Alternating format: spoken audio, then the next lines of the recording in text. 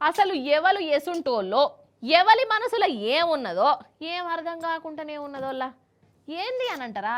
అగో జ్యోతక్క గురించి చెప్పాలి. జ్యోతక్క అంటే ఎవరో అనుకునే రాయంత ఆ యూట్యూబ్ ఛానల్ పెట్టుకొని మన దేశంలోనే వీడియోలు తీసుకుంటా పాకిస్తాన్ వాళ్ళకు మన ముచ్చట్లన్నీ అందజేసింది అమ్మగారు.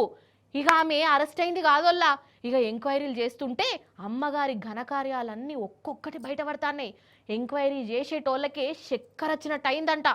ఈ అమ్మగారే జ్యోతక్క, జ్యోతి మల్హోత్రా మేడం గారు యూట్యూబ్లో వాన్విన్ ఇట్లయింది గట్లయితుంది అనుకుంటే వీడియోలు తీసుకుంటూ ఉంటుంది. మేడం గారికి లక్షలలోనే ఫాలోవర్లు ఉన్నారు.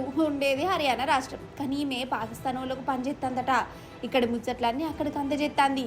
ఉగ్రవాదుల దాడి ఎన్నడు జరిగినా అమ్మగారు దానికంటే ముందే ఆడానే తిరుగుతుందట్ల.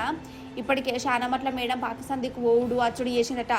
ఆపరేషన్ సింధూర్ తర్వాత కూడా పాకిస్తాన్ రాయబారి ఆఫీసులో డానిష్ అనే ఆఫీసర్తో మాట ముచ్చట పెట్టుకుంటున్నది. అయితే ఈ మేడం గారి పర్ఫార్మెన్స్ ఎట్లున్నదంటే, మన మోడీ సార్ ఓపెనింగ్ చేసిన వందే భారత్ రైలు ఓపెనింగ్ కార్యానికి కూడా వచ్చిందోలా దాని మీద కూడా వీడియో తీసింది. ఇక మన హైదరాబాద్కు కూడా వచ్చిందట. పువ్వు పాటోలు పెట్టిన మీటింగ్లో కూడా ఆడానే తిరుగుకుంటున్నదట. అసలైతే ఈమెకు యూట్యూబ్లో మంచి పేరే ఉండే, వీడియోలు కూడా మంచిగానే చేసింది, సంపాదన కూడా మంచిగానే వచ్చేది లచ్చలల్లా. కానీ దిమాక్లో ఏం పురుగు మెసిలిందో ఏం పాడో పాకిస్తాన్ వాళ్ళకు పనిచేసింది.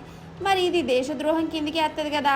ఇక ఈ దెబ్బతోని ఆమె యూట్యూబ్ వాయే, ఆమె పైసలు వాయే, ఆఖరిగా ఆమె జిందగే బర్బాద్ అయిపోయాయి.